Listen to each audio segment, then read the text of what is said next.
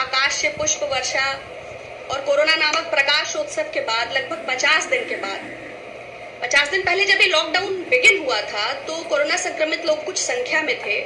आज वो संख्या बढ़कर 71,441 हो चुकी है, जिसमें 2000 से ज्यादा लोगों की मृत्यु हो चुकी है। तो but too little and too late, but finally कुछ पैकेज। मैंने भी दूसरे या तीसरे लाइव में, जबकि मैं कोई इकोनॉमिस्ट नहीं हूं, मैंने इस बात का जिक्र किया था कि प्रधानमंत्री जी को जापान ने जिस वक्त डिक्लेयर किया था जीडीपी का 10% अपनी राहत पैकेज की घोषणा करनी चाहिए।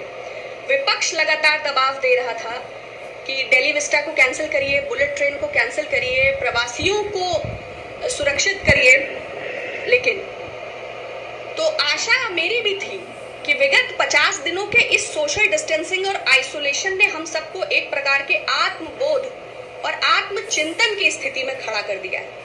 तो कभी कभी सेल्फ हमें ये रियलाइज होता है कि हम अपने सर्वेंट से, अपने डोमेस्टिक हेल्प से, अपने ड्राइवर्स, माली, गार्ड, चौकीदारों से कैसा बिहेव कर रहे थे, हमारे ऑफिसेस की क्या स्थिति है, जिंदगी एकदम से बदली। तो मैं ये एक्सपेक्ट कर रही थी कि इस 50 दिन के आत्मबोध के बाद आज जब भारत के प्रधानमंत्री हमें संबोधित करेंगे तो कुछ सारगर्भित तथ्य जरूर निकल कर आएंगे। Too little too late, but जो ये पैकेज की घोषणा हुई है ये कुछ अभी डायरेक्शन लेस है, क्योंकि इस वक्त जो देश के सामने बहुत बड़ा संकट है वो हेल्थ इंफ्रास्ट्रक्चर और माइग्रेंट वर्कर्स का है। जैसा कि 8 नवंबर 2016 में भी कहा गया था कि 50 दिन हमें दीजिए और सब कुछ सुधर जाएगा।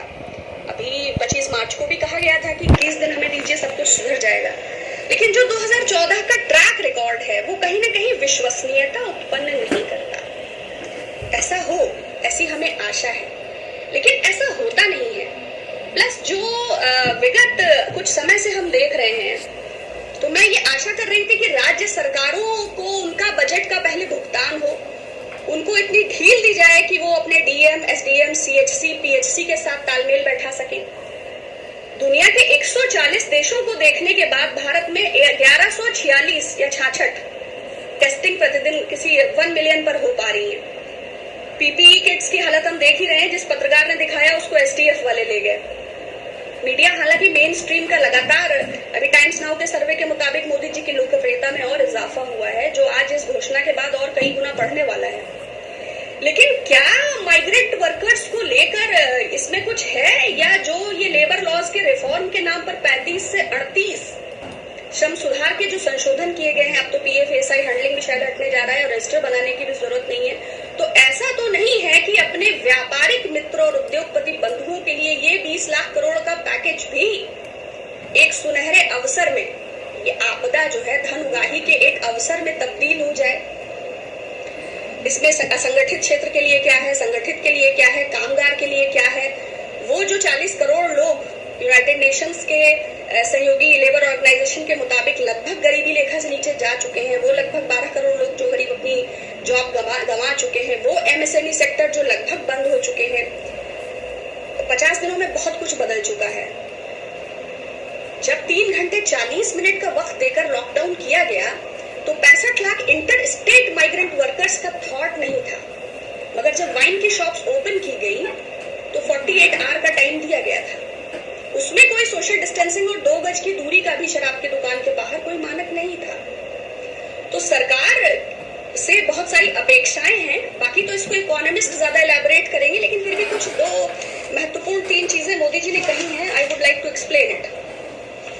पहला तो संवेदना उन्होंने व्यक्त की है, थैंक्स गॉड। इसकी आवश्यकता भी बहुत ज्यादा थी, क्योंकि जो हालात हम देख रहे हैं, कौन है वो जिन्हें राशन मिल पाया है, जिनके अकाउंट में धन पहुंचा है, जो डायरेक्ट बेनिफिट स्कीम से लाभान्वित हुए हैं, वो लाभार्थी मुझे तो विजिबल नहीं है।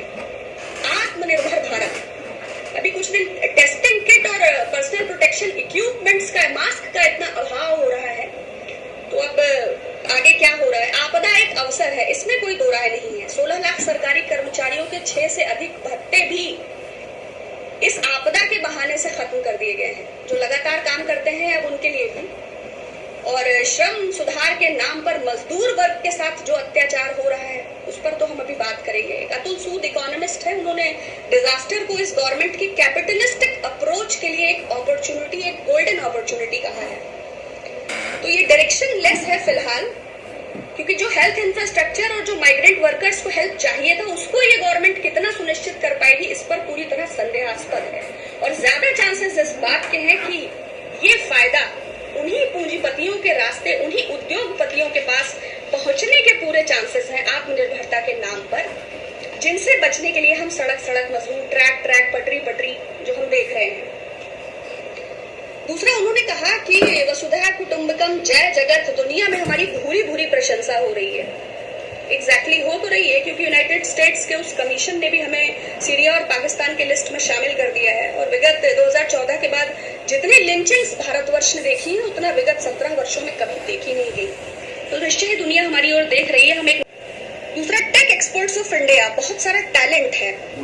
अगर इतना टैलेंट है तो आरोग्य सेतु जैसे ऐप को गो आईबीबो और मेक माई ट्रिप जैसी कंपनीज क्यों बनाती हैं, जिसमें 40% भागीदारी चाइनीज है। भारत के टेक का तो सत्या नडेला से सुंदर पिछोई तक और सिलिकॉन वैली से पूरी दुनिया में डंका है।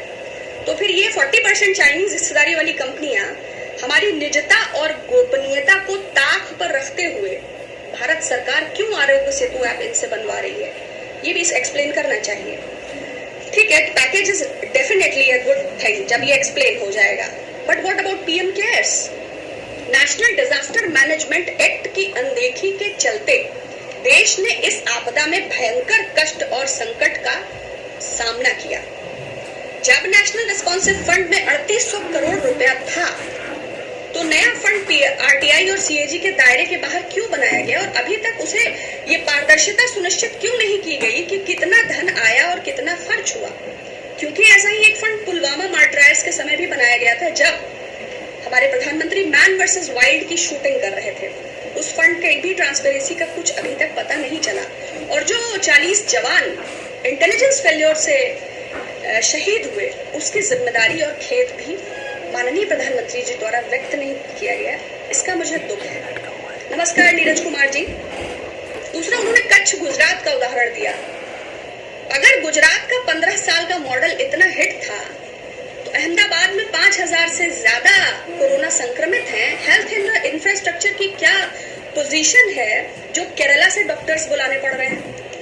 अभी इसी अहमदाबाद में 20 दिन पहले मैंने अपने लाइव में बताया था कि अहमदाबाद के एक हॉस्पिटल में स्वास्थ्य मंत्री के कहने पर दोनों समुदायों के लिए अलग अलग बेड्स लगाए गए थे। 600 अलग समुदाय, 600 अलग समुदाय। तो नए भारत की नई तस्वीर है या ये बददुआओं का परिणाम है? तो कोई सैलरीज वालों के लिए या संगठित असंगठित के लिए या माइग्रेंट्स के लिए या पुअर्स के लिए या लेबरर्स के लिए या वेज वर्कर्स के लिए या ठेले रेहड़ी पटरी वालों के लिए या जिनके पास Aadhaar card, ration card, Antyodaya card जैसी सुविधाएं नहीं हैं उनके लिए, या जो हजार किलोमीटर पैदल चलने के लिए विवश हो गए उनके लिए संवेदना तो व्यक्त करनी थी। पैकेज आपका जब 5 किलो राशन नहीं पहुंचा तो देशवासी आप पर ये कैसे यकीन करें कि ये पैकेज उन तक पहुंचेगा? न मालूम कब पहुंचेगा। तो ये आर्थिक सुधार जो है वो पूंजीपतियों के लिए एक, ये आपदा जो है ये सुअवसर होगा उनके लिए जिन्हें मजदूरों के अधिकारों का अतिक्रमण करना है, उनके लिए ये डेफिनेटली अवसर होगा। और आपके लिए ये अवसर होगा उन 16 लाख कर्मचारियों के अधिकारों को रौंदने का।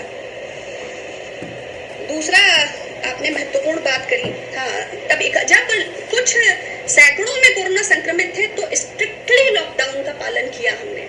आज जब ये संख्या 71,441 हो गई है तो आप श्रमिक ट्रेन चलाएं या जो भी करें, जो 400 राह में चले गए, जो ट्रक रेलवे की पटरी पे चले गए, जो बहुत हम लोगों ने भयानक सीन्स देखे हैं, वो जो हृदय विदारक चित्र, जो वेदना हमने देखी है, प्रधानमंत्री जी आपको उसका दुख व्यक्त करना चाहिए।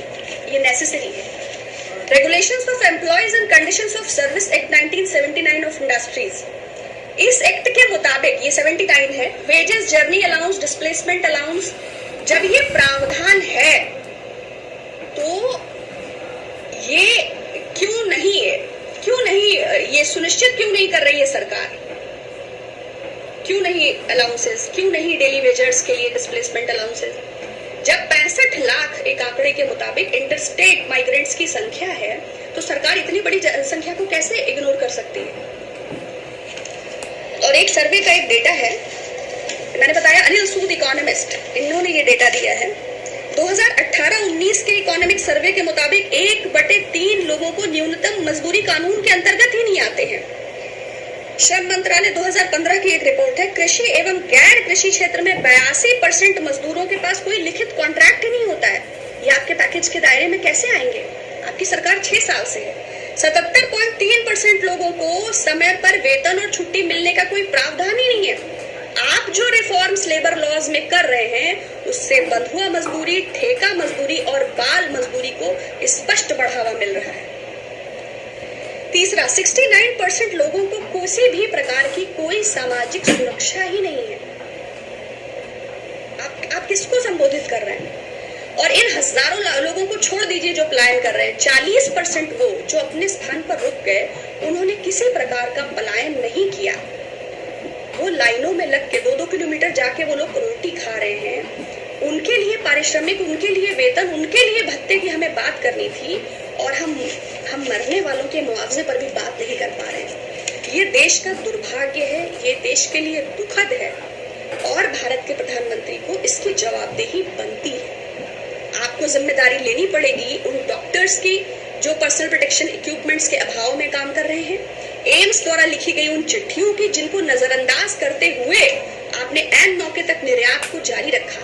आपको जिम्मेदारी लेनी पड़ेगी कि WHO के पैंडेमिक घोषित करने के बाद भी आपने इस चेतावनी को गंभीरता से नहीं लिया। और अब आपकी सरकार के जिम्मेदार लोग सिर्फ सोशल हार्मनी एंड पीस को डैमेज कर रहे हैं। आपने अपनी नाकामियों को छुपाने के लिए तबलीगी प्रोपेगेंडा को प्रोजेक्ट किया। आपको इस बात की रिस्पॉन्सिबिलिटी लेनी पड़ेगी। आप एक पैकेज की घोषणा करके अपने संवैधानिक दायित्वों से मुक्ति नहीं पा सकते। आपको पीएम केयर्स की पारदर्शिता को प्रदर्शित करना पड़ेगा। ये आपकी जिम्मेदारी है। आप हिंदुस्तान के निजाम या शहंशाह नहीं है, एक लोकतांत्रिक पद पर बैठे हुए एक जिम्मेदार प्रधानमंत्री हैं। और हम आपसे आशा करते हैं कि उपदेश, प्रवचन, भाषण के अतिरिक्त जिम्मेदारी का प्रदर्शन करें, स्पष्टता दिखाएं अपने वक्तव्यों में। ये नैतिक शिक्षा की क्लासेस बंद कीजिए।